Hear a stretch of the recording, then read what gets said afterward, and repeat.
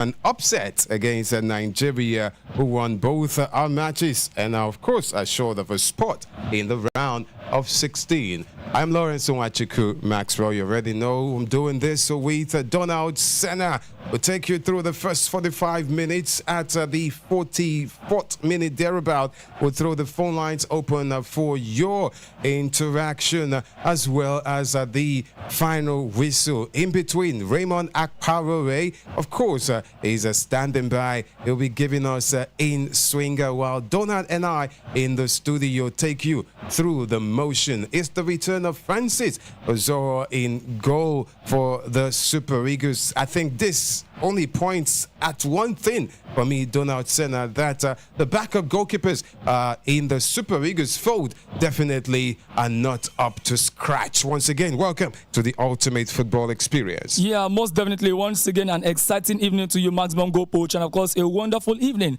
to the fantastic sport fans out there. It's always a feeling of exhilaration to be back on this side of the divide. It's all about the Super Eagles of Nigeria versus the Cranes of Uganda. We are already on the way right then. First, Morocco. Make that 1 minute of football being played in Morocco. And of course, for a whole lot of Nigerians, they are so excited that Super Eagles of Nigeria have already booked their spot into the round of 16 of the Total Energies Africa Cup Nations. This game is already a dead rubber game, an inconsequential game, or even a ceremonial game at that as well. And for Super Eagles of Nigeria, they've definitely started like a house on fire. Victor James Osimhen, the skipper of the team, yes, a firing one shot right there. Offside, of course. Absolutely flagged offside. I mean, in recent times, it's always a flagged offside. It must be noted that in 11 games right that Afcon, man has been able to score just 2 goals, so 5 were actually flagged for offside or even VAR as well. So it shows that a man needs to time his run and of course be able to just ensure that he's clever than the defenders. This game definitely, well, for the Ugandans, maybe all to play for. They'll still be looking at qualifying out of this group, while they still have their eye on that other game. Talk about Tanzania versus Tunisia as well. Basically, we shall have our eye on that game as well. Absolutely. So for the Ugandans, they know that getting a maximum 3 points in this encounter is not even enough. They still have to ensure that results goes their way in the other game right there. But for Super Eagles of Nigeria, it's all about enjoying themselves. And I love the fact that it's a makeshift 11. Like the gaffer said during his pre-match presser, that yes, going into any major tournament, a championship or even event as well, you want to ensure that your bench is as qualitative as your starting 11. It's not just a matter of the starting 11 alone. Players should be able to come off the bench and of course just get to contribute their own quota. They should be able to just make the team do better in that particular championship or tournament, and that is what we are currently witnessing in this ongoing Afcon. And I love the players that have started this game. Definitely they should do it by starting like a house on fire. Yeah. We spoke about the goalkeeper Francis Ozoro. Yes, Nigerians already know that when you look at the Super Eagles setup, defense, midfield, attack as well, yeah, we often say that midfield wise we don't have a creative midfield. I feel that the goalkeeping position is also one position whereby we are still lacking, save for only Stanley Wambali Bobo, who doesn't really command so much confidence in the whole of Nigerians. We feel that we don't really have a qualitative backup goalkeeper. Someone like Maduka Okoye would have been better, but then again, due to reports, man said that if he is not guaranteed a starting shirt, then definitely no need going to the Afcon. So I say that maybe barring only Maduka Okoye, someone like Amas Obasogi, and of course Francis Ozoro, with all due respect to them, I don't think that they are qualitative backups for someone like Stanley Nwambali Bobo. But then again, for Francis Ozoro, it's already in action. Let's see how he does by covering himself in so much glory. What it is what it is. Trust me, the team, the goalkeepers are not up to scratch. That's all one can possibly deduce from the fact that a returnee goalkeeper, of course, gets the nod ahead of a goalkeeper like Amas or Basoge. Anyway, yes, the game has started, and early yellow card shown to Nigeria's Calvin Bassey, who looks perplexed at the Beninese referee Ugandange, who of course has shown the first yellow card to Nigeria. Calvin Bassey, the yellow card that my colleague Raymond actually spoke about. Okay, it was Donald who actually pointed the fact that Osimhen risk getting a yellow card when you consider his temperament during the game. And we'll see how all of that play out. Surely it is Uganda who are donning the yellow shirt and of course black pants, while Super Eagles are indeed donning the white jersey, just like my guy in the studio, Donald Senna. Yeah, it's just missing in action right there, but right here it represents the Eagle 100%. The set piece about to be taken by the Cranes of Uganda, and it's the number 10 Travis Mutiyaba who takes it. That will not trouble a Vitani shot stopper. Francis Uzoho in goal for Nigeria. That's an attempt by Rogers Mato. Eric Sekoshel, the man who is indeed steering this ship and is looking pretty good. What the captain is turning out to be for Nigeria. Yeah, most definitely for the Franco-Malian Gaffer Eric Sekoshel. What a job he has done for Super Eagles of Nigeria. Interestingly, in Super Eagles' last game against the Carthage Eagles of Tunisia, MGP, to interest to Tunisia for the Carthage Eagles, they played 10 games, so proud to that game against Super Eagles of Nigeria during their qualifying series. And guess what? They kept clean sheets in all of their games. And for Eric Sekoshel, he had to score 3 goals against them right there. Absolutely. And he's yet to lose in regulation time as the Gaffer of Super Eagles of Nigeria. The only time he lost, maybe Here in comes the Prince of Uganda. That man just trying to go past Alebiosu. He did go past him, but not past Calvin Barsi. It's 6 minutes played in the first. There is a Ugandan player on the turf is agonizing. Is Mato, number 7, was kicked by Onyedika there. I saw that. But look at that again. Doesn't look too serious, but then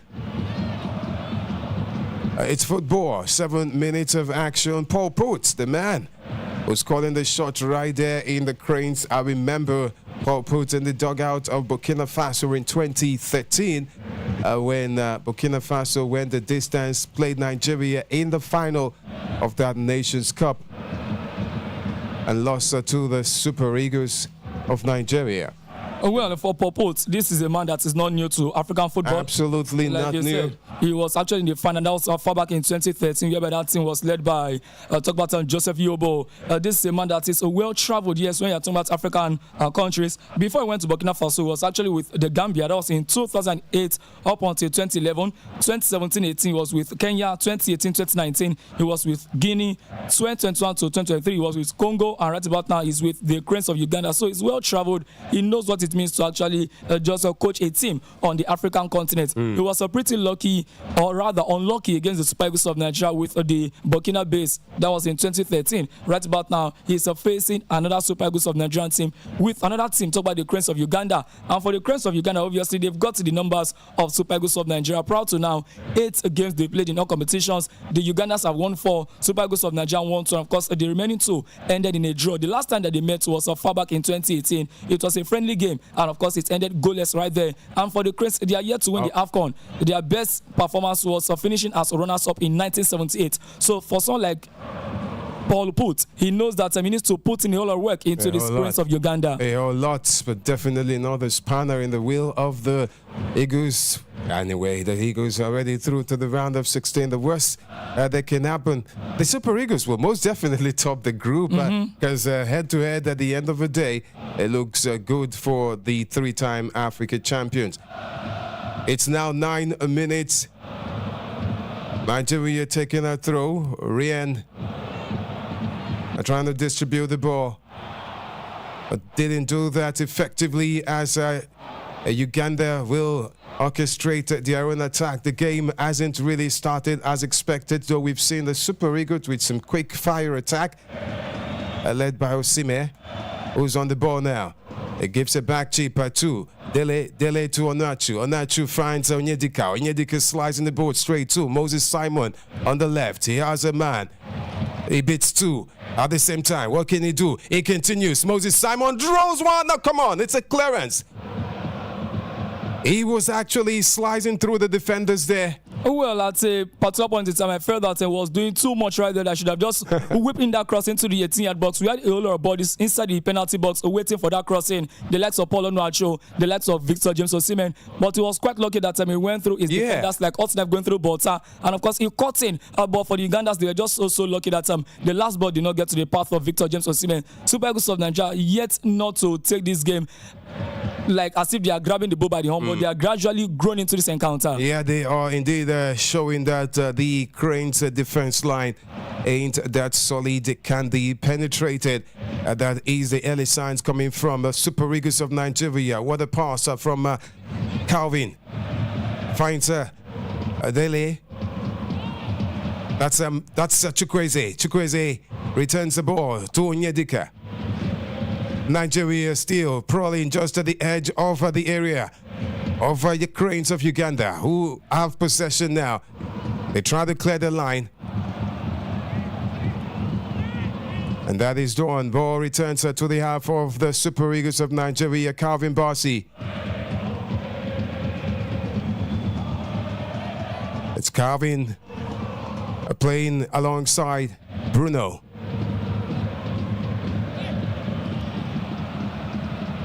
Super Eagles, of course, searching for maximum points in the group stages.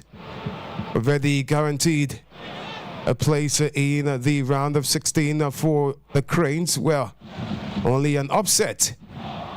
With an eye on the other game,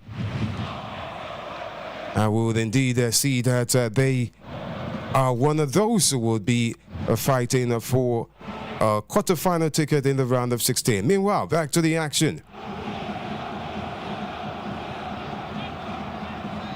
Calvin. It's, of course, the Cranes who are staying back, not too much in haste as expected. You know how it is. It's all about their physicality.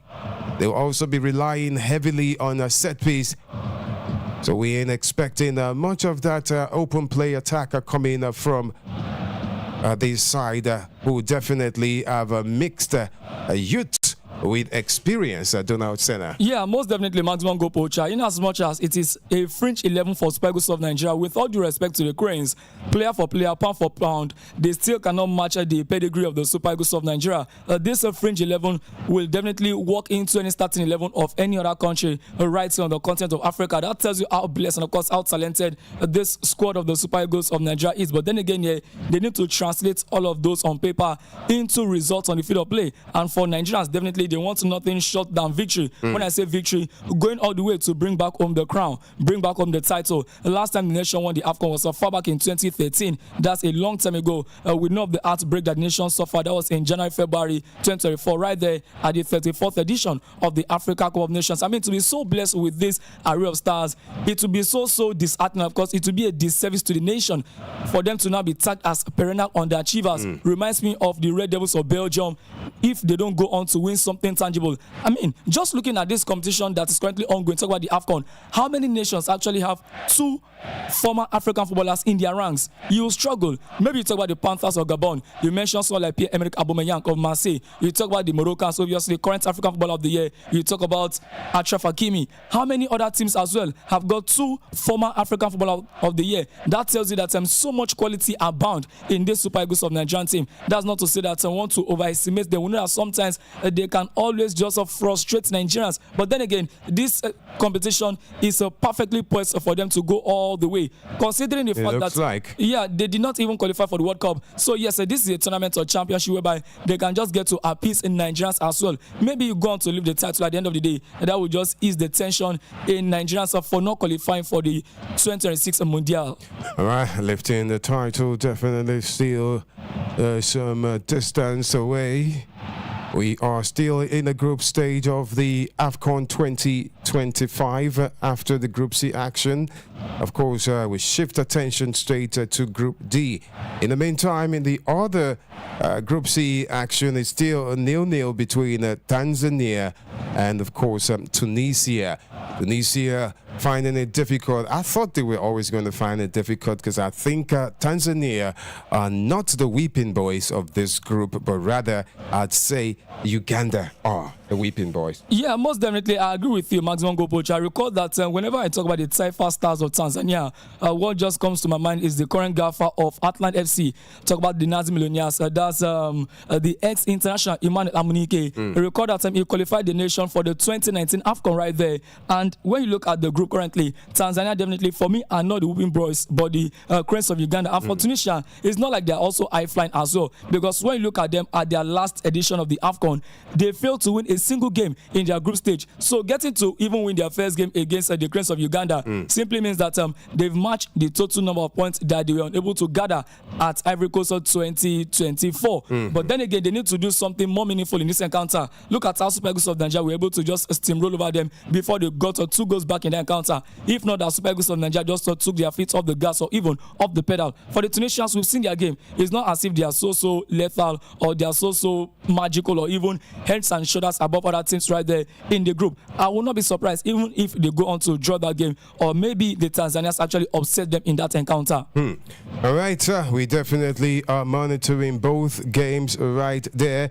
It's now time for us to take you straight to Raymond Akparore. It's 15 minutes gone down already. Nigeria, Uganda attacks. It's 10-10. Okay, we'll get Raymond back shortly, but it's being attacked all the way as the Cranes continue to indeed pile in the pressure. Remember, a yellow card was shown to a Nigeria player earlier, Calvin Bassey. Here comes the Cranes, and Nigeria clear our line. And there was a moment of a nervy moment where Ryan Alebiosun was actually hacked off the pitch there. Immediately, I saw Brighto Saeed Samuel warming up. I thought perhaps he might have picked up a serious knock, but that is not the case because the man is still in the thick of the action. 16 minutes. That's the man who, of course, played a harsh one on Alebiosun Kayondo a while ago. Well, for Ryan, obviously, he's one player that Nigerians will want to see, and of course, how he gets to perform in this encounter. That right back position is one position that we are still looking for a trusted soldier to actually deputize for the man who plays for Nottingham Forest right in England. I'm talking about Olalua Aina. Man was just so unlucky that he is unable to make it to this edition of the Afcon. And we saw him right there in Ivory Coast 2024, and of course, indeed, he was so rock solid. Although some persons still blame him for that goal that was scored by the Ivorians in that encounter. We talk about Simon Adingra by going past him, and of course, man whipping that cross. And like they say, the rest is actually history. It was all about the man who played formerly for Borussia Dortmund, who got that final goal. Talk about Sebastian Haller for the Ivorians. Now, coming back into this encounter, in the last game, we saw Bright or Saeed Samuel play from the right-hand side. Yeah. And indeed, it was Bright in the encounter. I mean, even before Bright, we saw Benjamin Fredericks, who actually came through the ranks, and how man was able to just grab the bull by the horn is still something that beats the imagination of a whole lot of Nigerians. So far, so good. It seems as if that right back position is indeed a position whereby the competition is so stiff in the absence of someone like Olalua Aina. We are talking about the likes of Benjamin Fredericks. We are talking about Bright Saeed Samuel, and right about now, Ryan Alebiosun. He needs to grab the bull by the horn. It's actually a good headache for the gaffer, for the manager, whereby you have players indeed turning up in more positions than one. And of course, Frederick, he was only forced to play that with incessant injuries hitting the right back. We discussed that. He's a better player when he, of course, appears in the center back for the Super Eagles squad. It's now 18 minutes gone down in first. No goal to report as yet in both games. Yes, Tanzania 0, Tunisia 0. So is Uganda versus Nigeria. A very sparse crowd out there in first Donald Senna, but they say the atmosphere ain't bad. But I'm looking at pockets of empty seats everywhere right there at the stadium. Well, that has been the hallmark of the 35th edition of the Africa Cup of Nations since inception. That is 21st of December 2025. And for me, it does not leave a sweeter taste in the mouth at all. A whole lot of persons right there in Morocco have been complaining about the lukewarmness of even the fans as well in the stadium, that they don't chant as much as they are meant to chant, and they don't make their voices heard, and of course they are not bouncy, they are not boisterous, unlike what we witnessed right there in Ivory Coast 2024. I mean, says a whole lot about the Moroccans, and of course the kind of presence their culture, their tradition, and of course how they are just easy going. They are not the kind of nation that would like the bing bing bang bang bang and all of the noise. Whatever that means. Yes, I mean Nigerians obviously understand what that means. They don't know how to turn up, especially like Lagosians right here in Nigeria. We know that the Calabar Carnival is currently ongoing. I mean, for the Moroccans, definitely that is not their lifestyle, that is not their culture. And talking about how the fans are also turning out, it's also affecting the game itself. We are seeing beautiful display from the players. I mean, world-class players are from the Premier League, La Liga, Italian Serie A, French League 1, just name it, even right here on the continent as well. But so far so good. The fans have not really done well by just coming out in mass to support other teams here, save for only when the Atlas Lions of Morocco are playing, or maybe fellow North African teams as well, like the Algerians or even the Egyptians as well. Here comes the Super Eagles. Rian, of course, trying to cut in from the right. He does so. He finds a way of pulling out Bruno Onyemaechi. No doubt the quality of Nigeria is starting to tell as the Cranes are struggling to contain the national team of Nigeria. It's Rian now. Rian is dispossessed off the ball right there. Man sleep. The Uganda sleeps. Why on earth did he just sleep like that? All right, the action continues. It's Bruno who finds Moses. Moses can cross. The ball still in play. Nigeria to throw, quickly thrown by Samuel Chukwueze. 21 minutes. Uganda nil, Nigeria nil. Well, it's all about the Ugandans just camping in their own half. You can tell that the quality of Super Eagles of Nigeria is definitely heads and shoulders above theirs. There's absolutely no way they can hold a candle to the national team of Nigeria right now because, I mean, it's a golf. It's a golf done out. Yeah. That's why someone like Uchenna, if as I listen to his pre-match press, I did say that for a national someone like Victor James Osimhen, that there was no way he was going to be a starter ahead of someone like Victor James Osimhen. Hence, he has to play for the country of his mother. Talk about Uganda. Recall that his father is indeed Igbo, but he decided to play for Uganda, right? The Uchenna Ekpiazo. That's the striker for Uganda. Got the lone goal for them in the last game against the Taifa Stars of Tanzania. But so far, so good in this game. Man has been so anonymous, and of course, he has been like a pedestrian. Basically, for Nigeria, they have just been all over the Ugandans. And for Uganda, you can see that was a first mistake right there. The Jesma 5-man wanting to just pass the ball to the old warhorse, the goalkeeper. But that was indeed reckless, and of course, a risky. It to be a corner to Super Eagles of Nigeria. Man is down on the top. And it seems to have really put his goalkeeper in trouble there. Yeah, you can see that again. A man actually sleep when he stepped on the banner of Total Energies right there. Carpet right there. He's an old man. He needs to be so careful and of course so cautious. It seems to have twisted the ankle there. The medics finally arrive to attend to the man who was forced out of retirement, so they say. They say bring a wealth of experience and mentorship to the young goalkeepers. But then again, don't forget what he can't collect numbers. You can also be a mentor to the younger ones from the bench. Yes, you can be a goalkeeper coach. That's what I'm trying to point out. I mean, just look at him. He looks like he's on the big side. It's like having a Vincent Enyaman now. Yeah, come back. You know, to mentor Babako and this. You can't collect number one shirt. Come on, we don't want that. We don't want that. You have to give room for the younger ones. You have to give room for the younger ones. Well, if he has what it takes, why not? That's exactly what Paul Put must have really considered as Nigeria prepares to take this corner kick.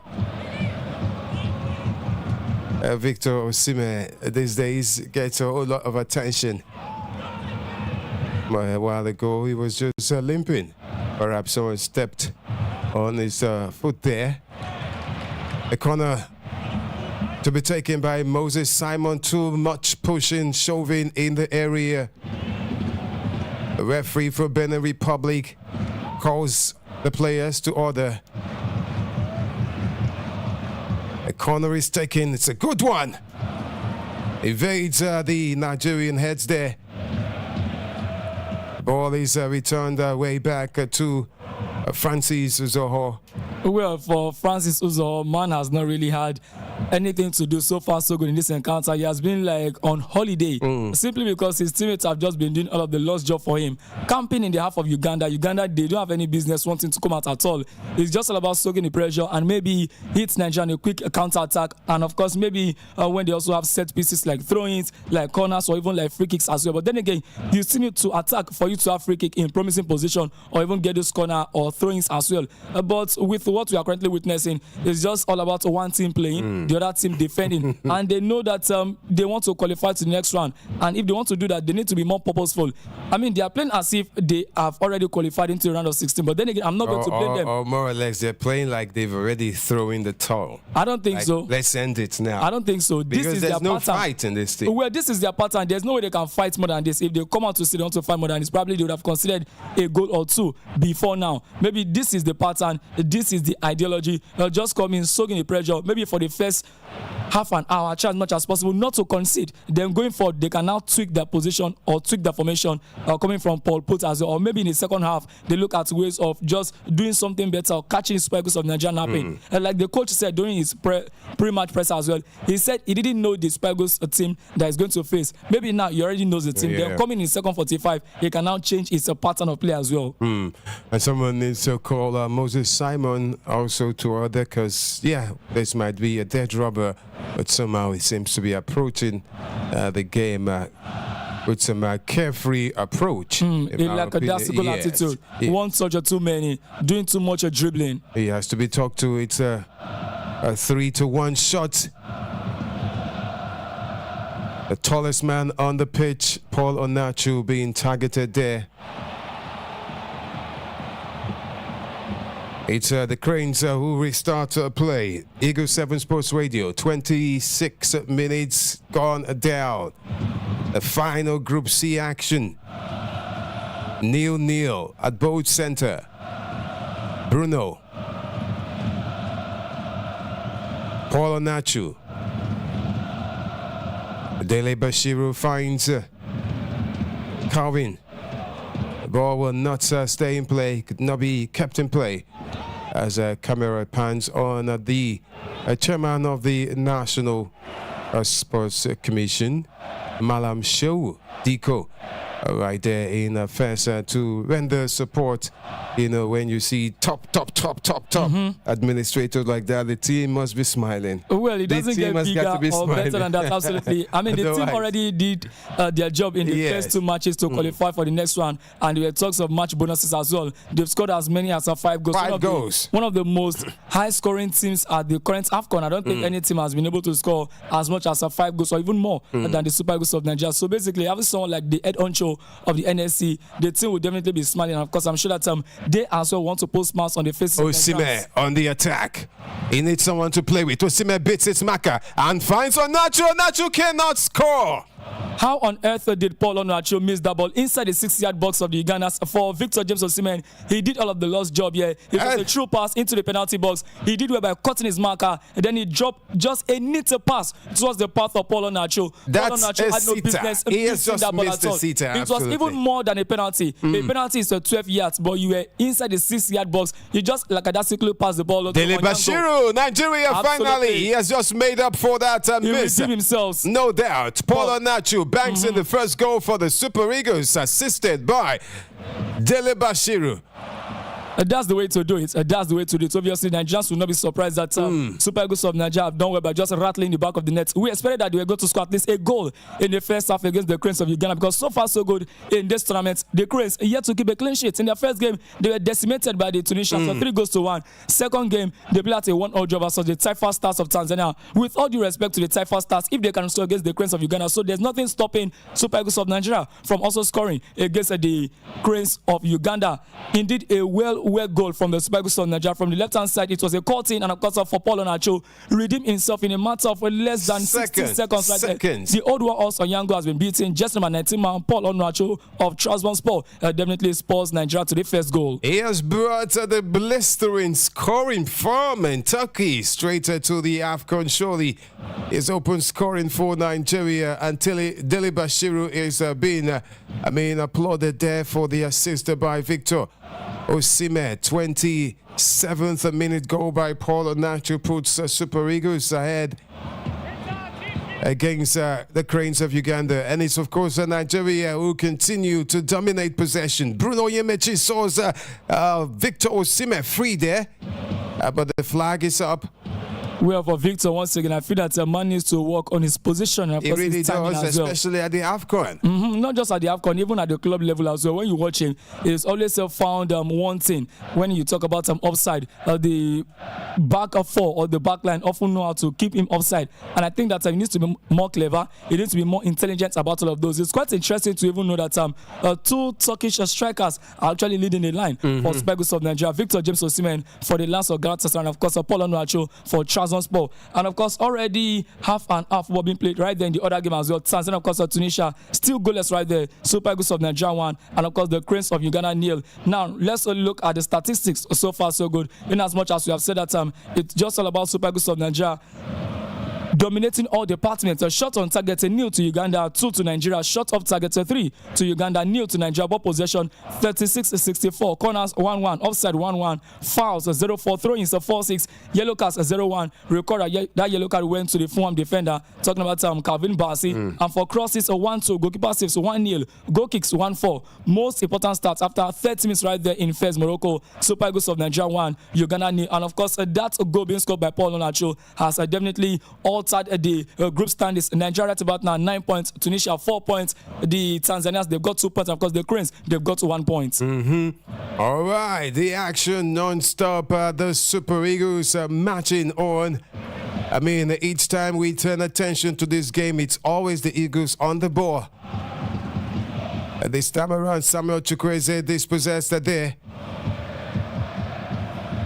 As the Cranes attempt to at least trouble with Francis for a moment, but that will not happen.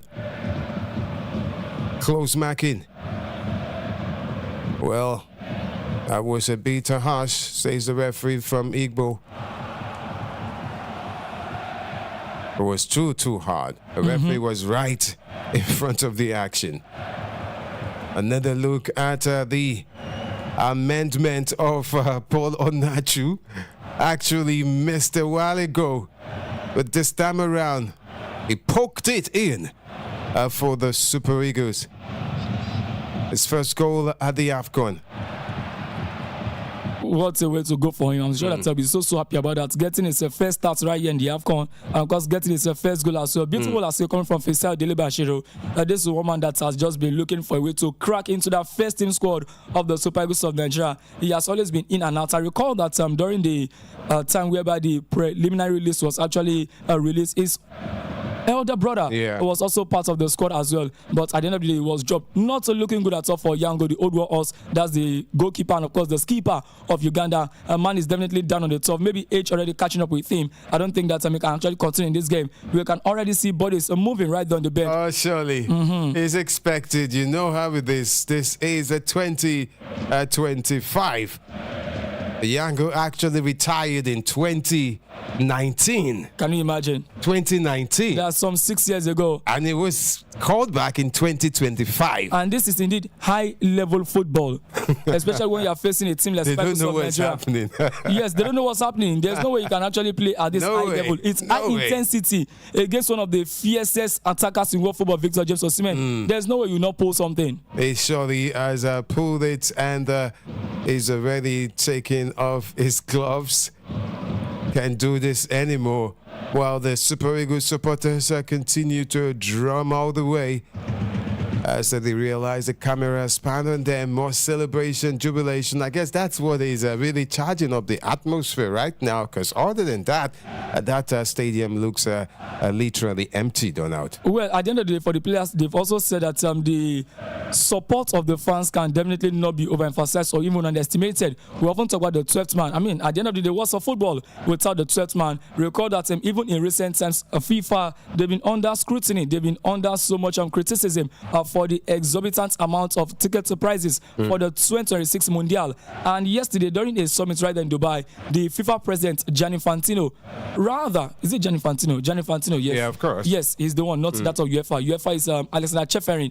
Gianni Infantino Mourinho did say that at the end of the day, he is going to defend the price for the tickets at the World Cup because they actually put it back into football. That if those money are not as high as that, then there'll be no revenue generation for FIFA. And what that means is that there'll be no football in 150 countries. So at the end of the day, however I want to look at it, it's actually a symbiotic relationship. It's actually like a chain reaction. So what I'm implying is that the fans cannot be left out of a football game. But right then, Morocco this year, truth of the matter is the fans have definitely not turned up at all. I feel that they've not understood the assignment, and there are talks that Morocco also want to host the 2028 Afcon just as a preamble for the 2030 World Cup, whereby they will co-host alongside Spain and of course Portugal. All right, the action continues. The Yango seems okay. He was in pain a while ago, seems to have twisted his left ankle. I'm very sure Paul Put will be rolling the dice. You don't want to take that risk right now. He's a veteran and he just picked a knock. You want to continue with such a goalkeeper in between the stick is such a big risk, considering that they are eyeing an upset against the Super Eagles. But then again, would you want to do that at his own risk? Because it can also get to aggravate the injury as well. He needs to listen to himself. He needs to listen to his body. Only him can know himself better, even than the medics. All right, is he listening to his body language? It remains to be seen as Nigeria win possession right in a half. Igbo surging forward, returns home to Rian, the Blackburn Rover, a right back. Igbo finds a Frank Onyedika, returns it to Calvin Barsi. Calvin Barsi locates Dele Bashiru, is free. Dele Bashiru drives in the middle. He has two men. What does he do? Decides to go to right where Samuel Chukwueze is, but missed that pass as Uganda were trying to initiate their own. Well, I felt for Fisa Dele Bashiru, he actually took time in deciding here. Yes. He hesitated he had in two deciding. options. He had Victor James Osimhen running through on goal. By the left, he was thinking, should I give it on to the right? Yeah, should I give it to Osimhen or Samuel Chukwueze on the right? And of course, the ball I even gave to Samuel Chukwueze was not a well-tailored pass to Samuel Chukwueze. Like you said, the two shots for the Ugandans, they actually wanted to counter-attack, and he did well by just redeeming himself, getting one for the team. He brought down the player as such, a free kick to the Ugandans. But then again, in their own half. Yes, in their half, just near the center circle, where the captain of Nigeria team seems to be organizing his teammate, talking about Victor Osimhen. A free kick is taken.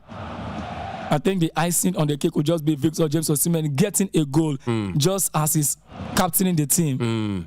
And no man is definitely eyeing that record set by Rashidi Ekene. Just 5 goals away from equaling the all-time goal-scoring list of Super Eagles of Nigeria. And if you know strikers, 5 goals is like, give me 2 games, I'll give you 5 goals. Well, definitely not in the Afcon. Not at the Afcon. Not at the Afcon. All right, we'll see how it goes there.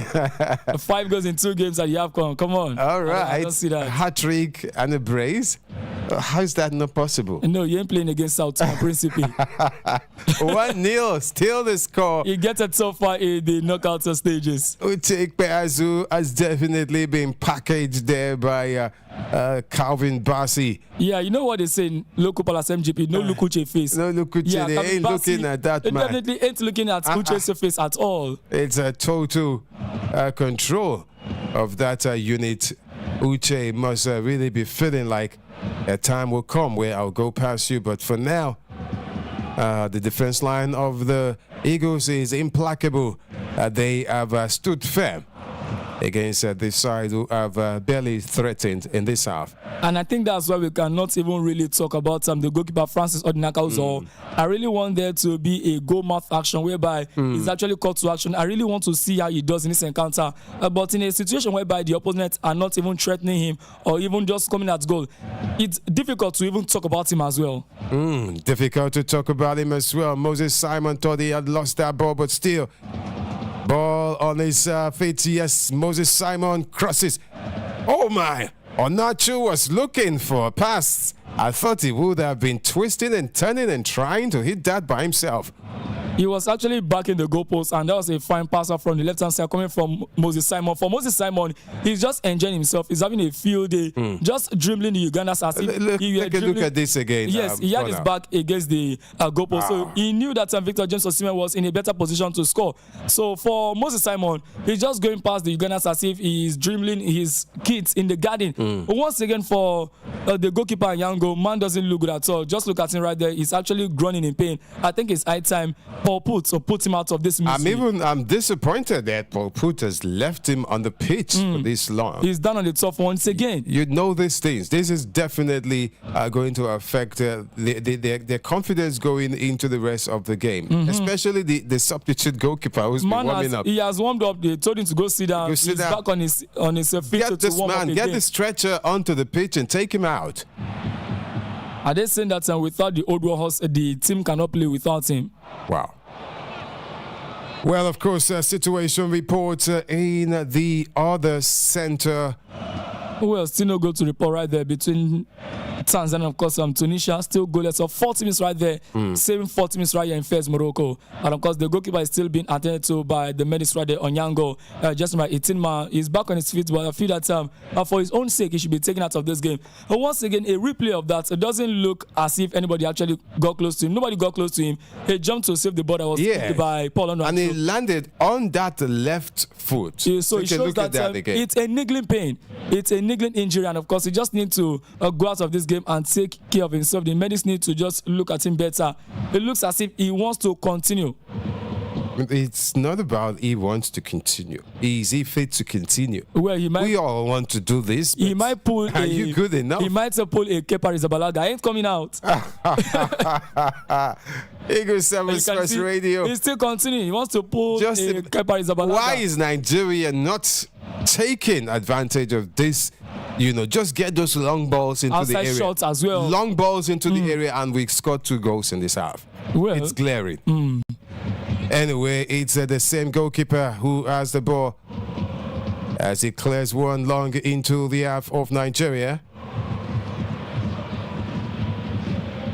Nigeria ain't giving them breathing space, winning the ball right back whenever they lose it. 41 minutes, 1-0, Nigeria lead Uganda. Group C action.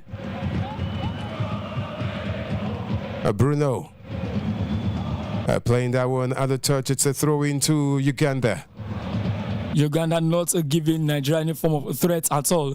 They seem not to know how to even string 1, 2, 3, 4, 5 successive passes, making the job look so easy for the Super Eagles of Nigeria. And I think that for the players, I think they need a stiffer test and of course a tougher test for us to be able to. Beautiful combination right there between Dele Osimhen and Ryan Alebiosu. He swings one, trying to find Onuachu. Simon strikes, blocked. Still Nigeria. Ryan from the right, who finds a Samuel Chukwueze.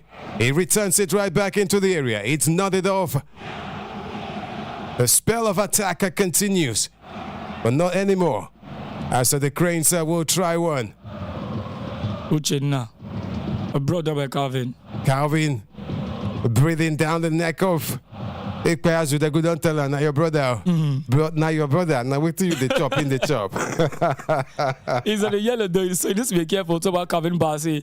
I'm sure that man wouldn't want to risk enough featuring in the round of 16 for Super Eagles of Nigeria. It's one of giving those that number 9 a problem. Yes, one of those most reliable players, not just defender for Super Eagles of Nigeria. He played all 10 qualifiers for the Afcon, and of course he was also right there, a feature for Super Eagles of Nigeria during the World Cup qualifying series as well, even up down to Morocco. So for Calvin Bassey, he has been indeed a mainstay of the Super Eagles of Nigerian team, and so far so good. What a job he's doing on Uchenna Ikpeazu, his half Nigerian brother. All right, Ikpeazu is actually his father is from Delta State. Yeah, Delta State, and mother Uganda, and it seems like Tunisia have scored against Tanzania. Can you take us there, Donald? Yeah, most definitely for the Tunisians, talk about the Carthage Eagles, they've done well by rattling the back of the net. It was a penalty scored in the 43rd minute. Yes, talk about Ismail Gabi. Man wins the battle of wheels and sends an unstable penalty pass Hossein Masalanga into the bottom right corner. And that was how the Tunisians got their noses in front in that encounter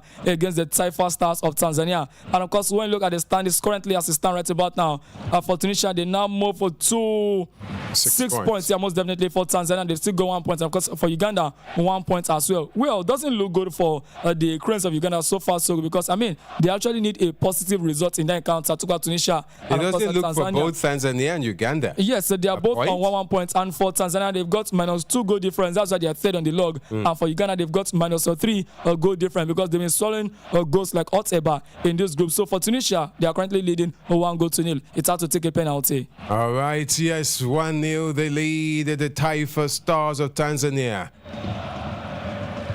Onachu up against Ikpeazu. That looks like a chokehold. Like wrestling. Iboloda. I the accents. Brother man. 44 minutes. At this junction, we can throw our phone lines open. Yeah, most definitely. So you can start calling in. Halftime reaction, halftime analysis on the show. It's 070022551037 0812782847. I take the numbers again. While Uganda take a set piece, the wall blocked it. Cleared by Nigeria defense. Not totally though. At this time, the ball is blasted wide by Bobosi, the number 6 man of Uganda. Hello. Hello, sportsman. Hello. Yeah, good evening. Good evening. My name is David. David, welcome. Okay. My score line, my vision line is 2 goals to nothing. 2-0. Yes. Are you impressed with the first half? Yes.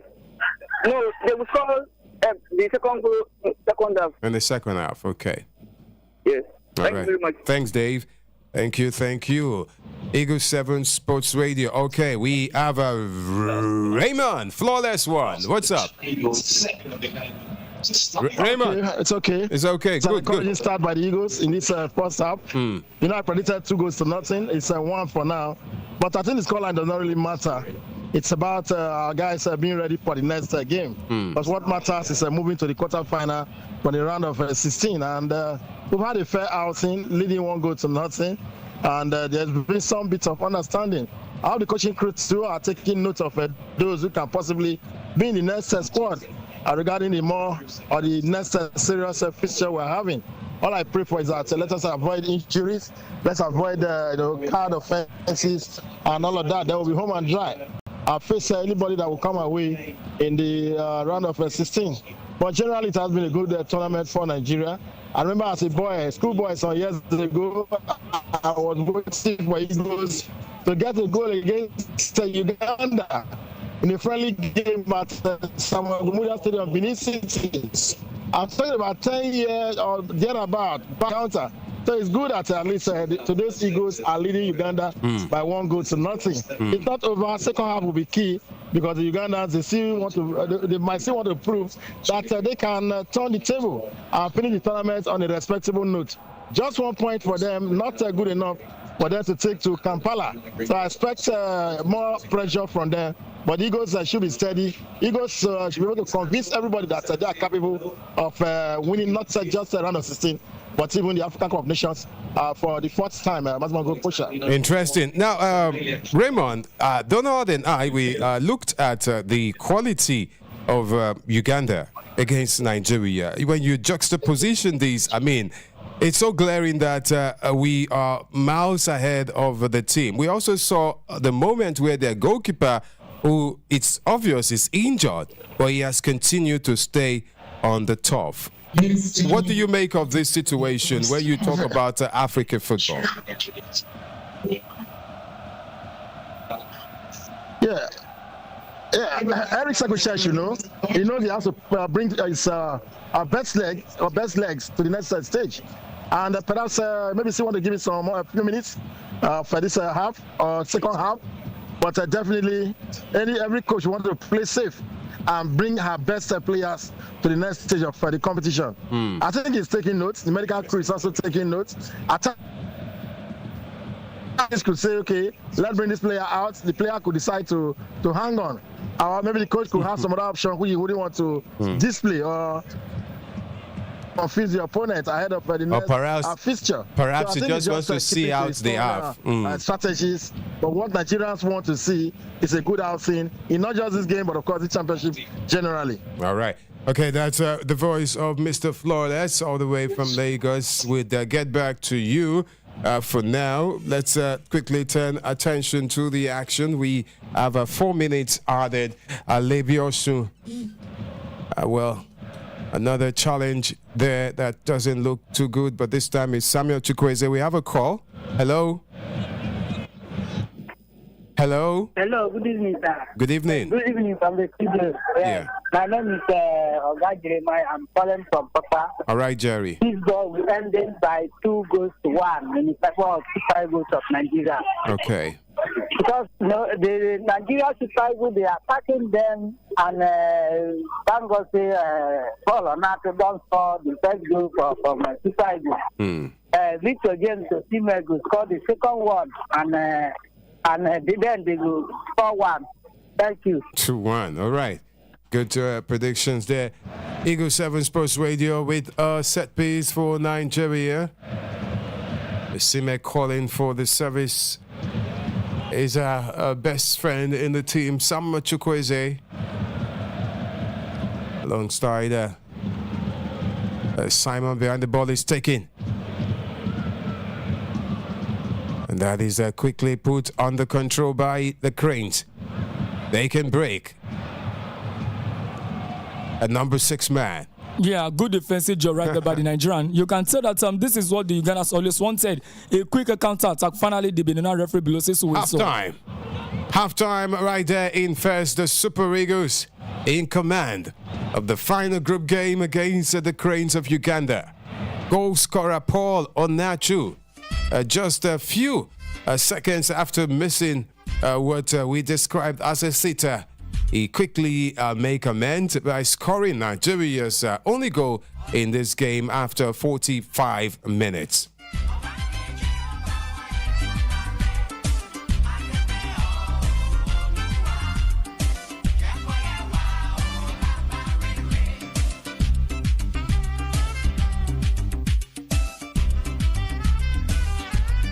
We're taking calls now. Hello. Hello, good evening. Good evening. Good evening. Yeah. Nigeria. You said what? I said up Nigeria. Up Nigeria. Oh, yeah. Yeah, well done. Well, this is Mr. Okay, you enjoyed the first half. Where? Yes, I enjoyed it, but what I'm not happy of, because you're supposed to bench at least maybe you're supposed to bring it, if you wanted to play it, you can allow him to maybe around the All right. So that you are qualified, although you wanted to win, yes, that was that's what that players what they have. I think. Okay, anyway, thank you so very much. We started to lose that line. All right. Okay. Mr. Ray, first half done and dusted. Let's get your halftime analysis. Mr. Raymond. Okay, Raymond will be ready for us shortly. But in the meantime, let me go for Donald's thought after the first 45 minutes. I thought the Cranes were no match for the Super Eagles, so it's even difficult to begin to assess how the team performed or how you want to rate them. Let's hear from you all the same. Yeah.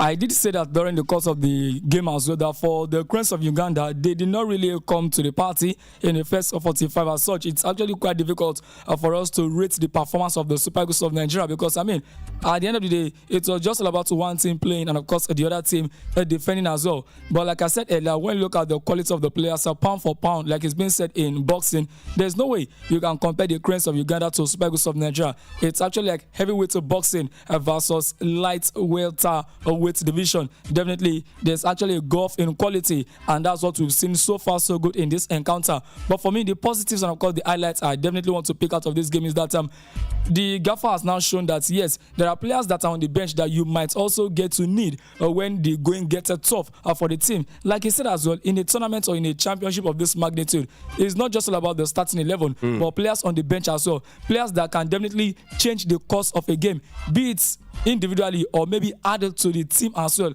And that's what we are currently witnessing in this encounter, from the goalkeeper to the midfield to the defense, even to the attack as well. Everyone, they've all been spot on so far so good. I'm not really going to criticize or even castigate any player across all departments of Super Eagles of Nigeria because like I said earlier, for the Cranes of Uganda, they've made the job so easy and of course so simple even for the Super Eagles of Nigeria. Starting from the goalkeeper, Francis Odinaka Uzoho is actually one goalkeeper that actually had my eye on, saying that I really want to see how he performed in this game, but did he really make a save in the first half? Absolutely not. He did not make any save. As such, now let's look at the halftime statistics. Shot on target, a nil to Uganda, tells you the entire tale of the first half. They had no shot on target. 2 to Nigeria. Shot off target, 3-0. Block shots, 1-0. Ball possession, 34-66. Corner kicks, 1-1. Offside, 1-2. Fouls, 2-10. Throw-ins, 7-9. Yellow cards, 0-1. Crosses, 1-4. Counter attacks, 1-0. Goalkeeper saves, 1-0. Goal kicks, 1-5. It's a pretty simple. Everything positive in the first half, you can give it to the Super Eagles of Nigeria. Everything that they did well in the first half, hopefully they can do better in the second 45. But for the Cranes of Uganda, they did not come to the party at all. All right, let me pick it. Let's take this contribution from where you left it based on the goalkeeper, because this man absolutely wants something different from what he's saying right now.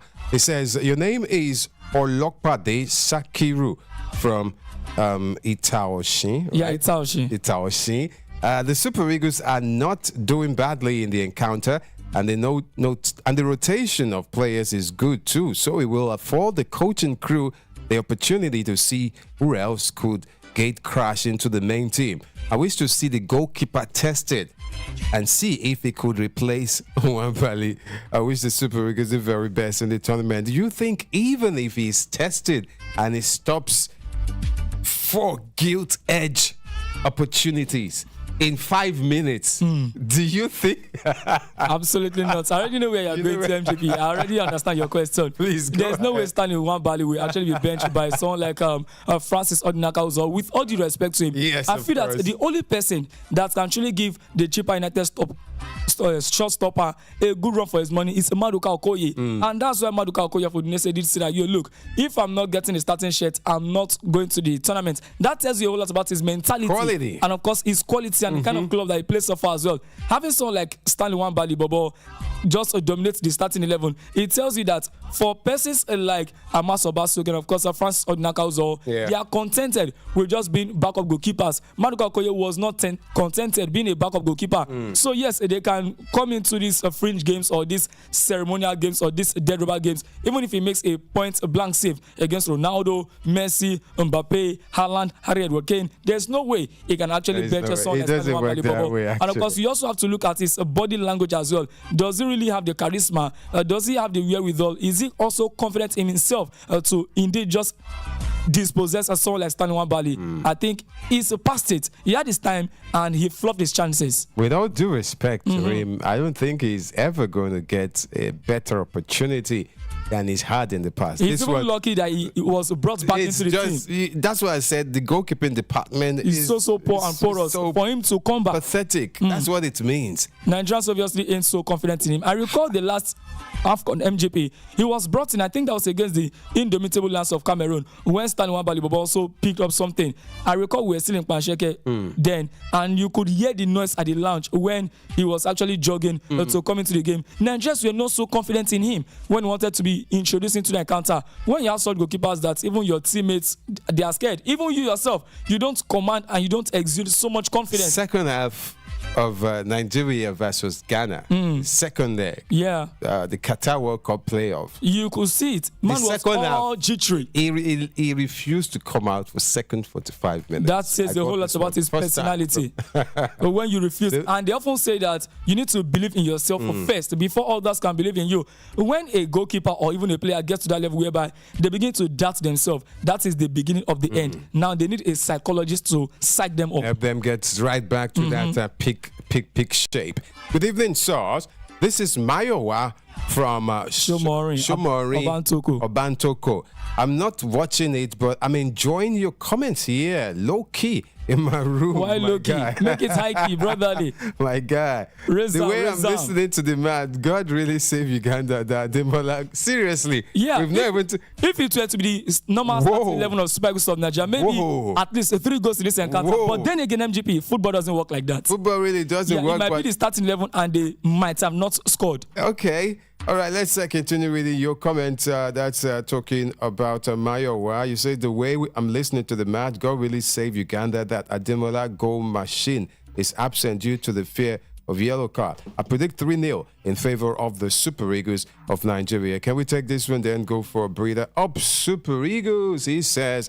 And your name is Reverend Zachariah. Okay, this is Reverend Zachariah, right? Reverend, how are you? Compliments of the season, sir.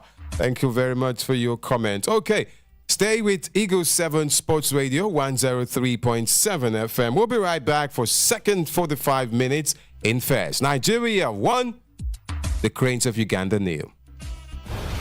sí gbogbo ẹ̀yin olólùfẹ́ wa níkànnì yìí Eagle 7 Sport Radio 103.7 FM ẹ̀yin ni etí tí ò jẹ́ kí orí dàbí àpólà igi ẹ ṣé o bẹ̀rẹ̀ láti ọ̀dọ̀ gíwá ìkànnì yìí dé orí ẹni tí ó kéré jù la fi pánupọ̀ la fi sọ wípé àṣeyí ṣàmọ́dún ọdún yìí kò ní jẹ́ àṣemọ́ ẹ ṣé fún àdúrótìyín àti àtìlẹ́yìn tí ẹ fi hàn wá ní ìkànnì Eagle 7 Sport Radio 103.7 FM ẹ ṣé o wọn ní wo ẹ̀rọ VAR lórí ọ̀rọ̀ ayé yín o àṣeyì lálákànṣepo àṣeyì la ó máa ṣe o. Did you know that advertising on radio can help increase brand awareness and as a result, increase business sales? Advertising on radio is an inexpensive, highly targeted way to advertise